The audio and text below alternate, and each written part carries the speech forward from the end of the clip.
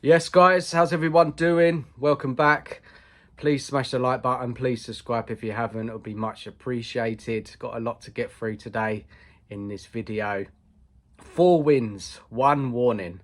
The truth about Tottenham's start under Frank so far. Guys, please leave your comments throughout. Give us your thoughts on anything I'm going to talk about in today's video. Going to break down all the games, going to break down some key players' performances, fans' reaction, how Frank's getting on, how we're generally playing. So yeah, it's quite a bit to get through. So yeah, I hope you enjoyed the video, and yeah, if you could smash the like, that would be much appreciated. Thank you so much. So look, let's go through the matches first. Let's start off with the Burnley win, 3-0. It was a strong start. It was good pressing. Clear chances created. Richarlison with a brace, linking well with Kudos in that game. He also got 2 assists. And look, it was some good attacking football in that game. Although, you know, it was fairly comfortable, Burnley offered very little resistance compared to, you know, we're going to come across some tougher opposition throughout the season. Probably really didn't tell you too much about Spurs in that game because obviously we weren't put under much pressure at all. Burnley did have a few chances, but generally we played really well, and it was a great first home win against Burnley. Then we went to City, which was an excellent display. It really was. I felt Frank set the team up really well, took advantages of mistakes. Obviously, there was the Trafford error for the second goal. The midfield was strong. We were really kind of pressing well, closing City down. We were really strong. Yeah, it was like a real good performance from our team. We looked well up for it, and you know, all the kind of 50-50s, we were winning them. We were strong. Man City really struggled against us, and Frank has got to get a lot of praise for how he set up that team that day. It weren't just that we sat back, we pressed as well really well, and the defensive structure was really good.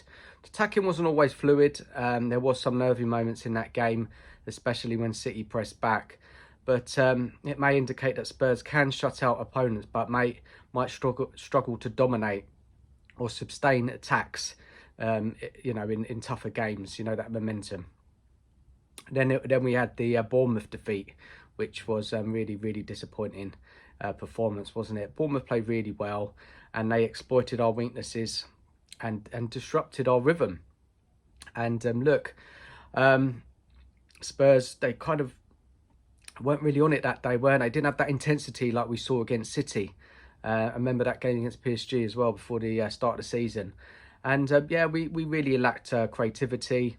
The midfield trio that day was Sarr, Paulinho, Bentancur. They were out-muscled, really. Bournemouth played really well. We had a lack of variation in how we attacked. And you know, after we conceded that early goal, we never really recovered. And Bournemouth could have scored 3 or 4 goals that day against us. But Correa made some good saves. But after that, we went on to play West Ham, which was a good response, right? Winning 3-0. We took advantage of the red card, scored from set pieces.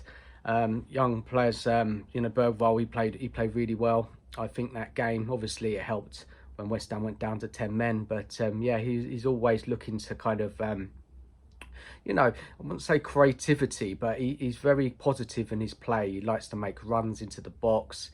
You know, he played well that day, and he got a goal and he got an assist. A fantastic goal, wasn't it, from the header? Great ball from Romero, and yeah, it was a really good goal, and I think it was his first Premier League goal. It really was. So look, we were defensively really good that day as well, I felt. The first half was not the most convincing of performance, and we did need that red card to really fully control the game. Some of our attacking moves still lacked cutting edge, I felt, but so we really kind of relied on set pieces and opponent mistakes in that match. But we had more dominance across the whole game, I felt, and thoroughly deserved that victory. And then we move on to the Villarreal game, right, guys? Which was, you know, there was a lot of excitement for this game, being back in the Champions League for the first time since 2023. And look, there was a buzz about the place. You know, we were looking at, you know, Villarreal, you know, good side, but a team that, you know, being at home, the kind of the buzz of all, we kind of expected more from Spurs. We expected more attacking football, more chances, but it was a horrible game, let's be honest. But what was good about it, obviously we were defended well. The structure was quite good defensively, and we did hang on under some pressure. And that, obviously that early goal, which was a goalie howler, helped us, but it wasn't the best performance. And I think we had like one shot on target. We struggled to break into the box, and Villarreal really grew into that game, especially second half, and we needed more creativity, more control. And you know, moving forward in playing in the Champions League, we've got to be much better, because these Champions League teams are going to be tricky, and we're going to play some tougher teams than Villarreal, I think. But you know, we started off the Champions League with 3 points, clean sheet, and yeah, we just have to hope that performances improve in that competition. They're going to have to. So look, what's been good so far this season? We've been defensively much better, more structured at the back, keeping clean sheets. That's 4 out of 5 so far. It's been good organisation, good discipline, and players seem more aware of their defensive roles and what they're supposed to be doing, which is such a massive change since last season. We've had some good starts. We've been taking a lot of advantage of other teams' mistakes. Obviously, you know, looking at that City game, we really pounced on it, and really we didn't let City back in that game, did we? We defended really well, and we've been quite good in transitional moments, and that seems to be one of our strengths under Frank so far. Obviously, a lot of people, a lot of fans are really excited about Bergvall. He's getting a lot of praise, especially that game against West Ham. Well, I think he also got man of the match as well against Villarreal. For me, it was Van de Ven against on that day. But look, you know, a lot of people are talking highly about him, a lot of potential. He's got a lot of work to do though. But I think with Bergvall, for me, he kind of dips in and out of games. You know, you don't see him for ages, and then suddenly he'll pop up with a little run.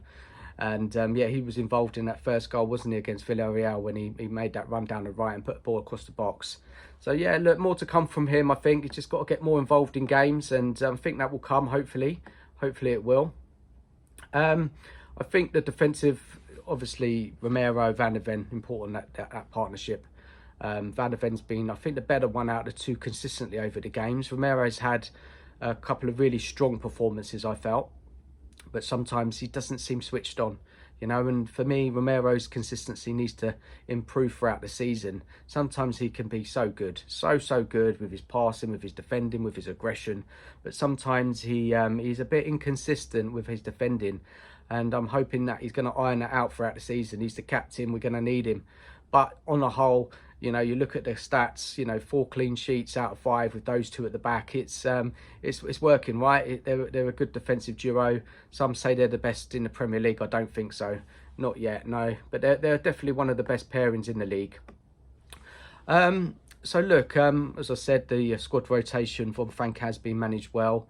You have to do it, and this is where we went wrong last season. We didn't manage the squad at all well, and all the injuries piled up when we had all the games.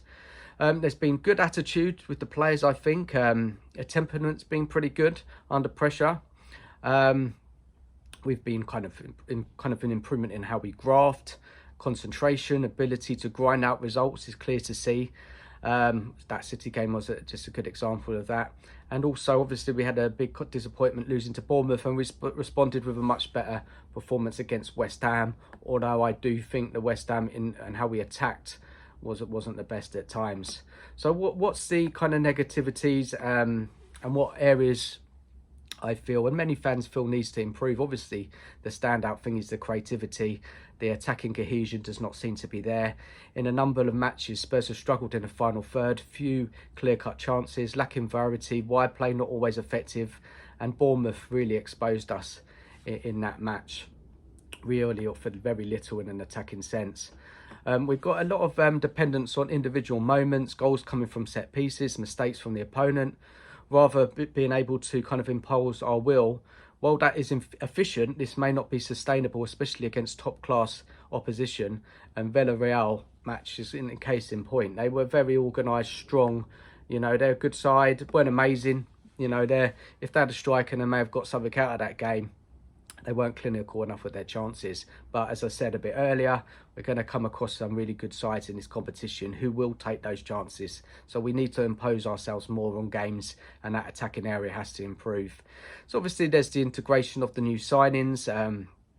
We've seen Simmons settle in, but he's been played out on the left, which you know, I'm not happy about. Many fans are not. We need to see him more central to get more out of him. He's not a winger. He can't overlap. Can't take on a man like a winger can. Yes, he can dribble past players, but I think we need to see him more centrally. So there needs to be some more kind of tactical adjustments around where he plays. And also just generally kind of integrating the new players. Obviously, Mawani we haven't seen much of. And it's going to take a bit of time there. What combination is going to work the best when we're attacking the ball and trying to take the games to teams. Pressing could be improved, I guess, as well. But Frank has admitted all this, that, you know, there needs to be improvements with the side. So looking across like social media and reports, these have been the standout players so far.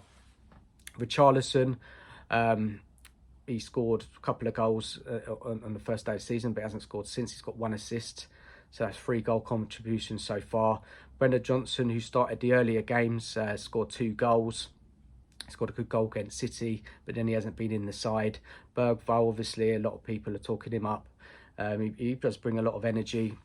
Some people say he brings creativity. I don't know.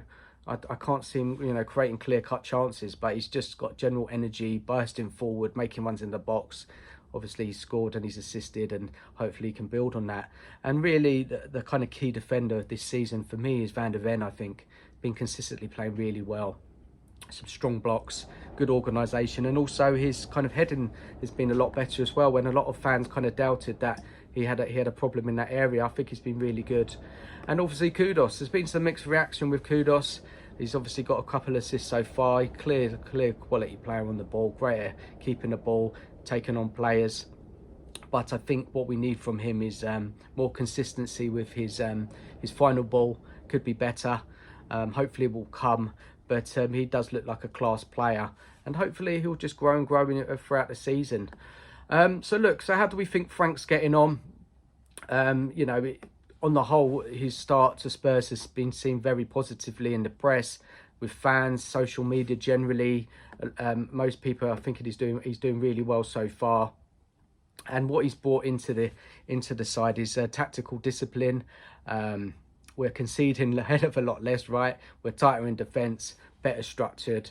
And look, he's acknowledged that, you know, in how we attack, he calls it phase 3. We're not there yet. And that's good. Like, he's acknowledging that he's a problem. You know, he kind of said when we played bad against Bournemouth, it was on him. And it's good that he's actually admitting where he's gone wrong. Whereas, remember last season under Ange, even when we played bad, Ange would turn around and say, "Well, we played really well," and it was just really baffling. You've got to take, as a manager, you've got to take responsibility when we play well and also when we play bad. And it's good that Frank is seeing what we're seeing as fans, and you know, hope on, you know, in the training ground that they're going to improve on the areas what I've discussed, and as fans we all can see. So look, there's a lot of work to do in that kind of offensive area. It is key, and I'm sure it will come, but it will take some time. So it's kind of like expectations been quite measured. Obviously, some fans think we can get in the top 5, qualify for Champions League. I think it's way too early to kind of know that yet. Other fans are kind of seeing this as kind of building. We're not playing spectacular football, but we're kind of functional, aren't we? And we're getting results, which is really, really important. It's been a really, really good start with regards to results. Rather, a couple of good performances, but generally the results have been good. And it's good when you're, you know, if you're not playing particularly well and winning and keeping clean sheets, it's only positive. So look, there was some early criticism from fans after that Bournemouth defeat. There was some boos, but many fans kind of seem quite happy, you know. And I, you know, on the whole, you have to be. You know, we've got away wins in the Premier League, 2 away wins to City and West Ham. Looks like, you know, we've stopped those leaks at the back, inconsistency in defending.